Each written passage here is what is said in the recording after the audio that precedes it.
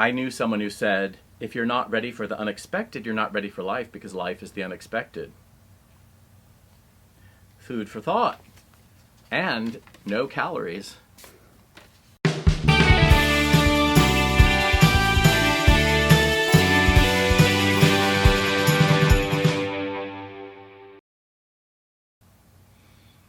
Elgar gets to me, the composer of a piece of music that we know as Pomp and Circumstance. It's from a larger work, and the British sing it as Land of Hope and Glory.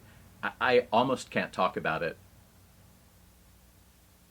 without getting choked up, as you've often heard me say on this channel, although I fight back the tears like Garth Brooks at the Kennedy Center Honors. Did you see this?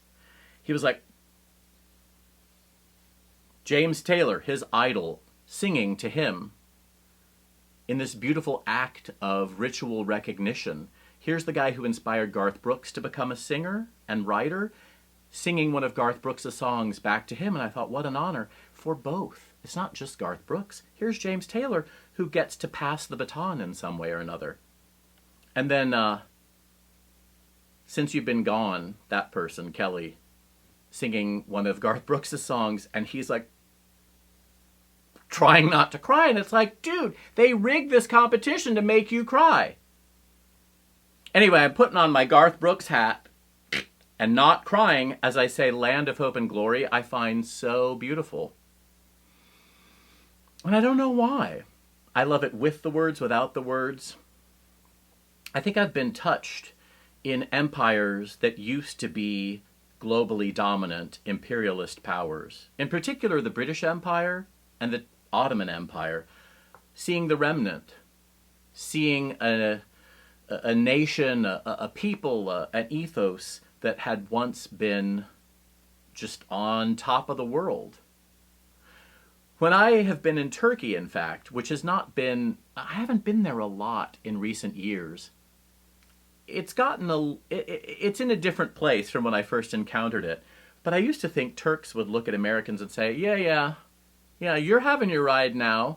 It's not going to last forever. We know what that's like. We used to administer much of the Mediterranean all the way pretty much to the border of Morocco.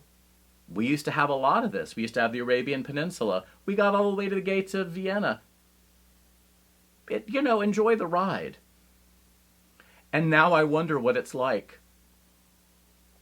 I wonder what it's like as some nations that were once down in the dumps rise again, and other nations that didn't ever have any kind of imperial or global power start to get it.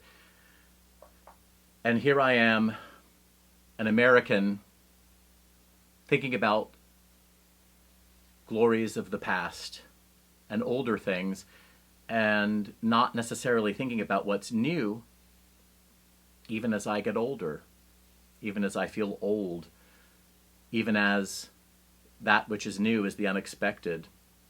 And that's what's happening now.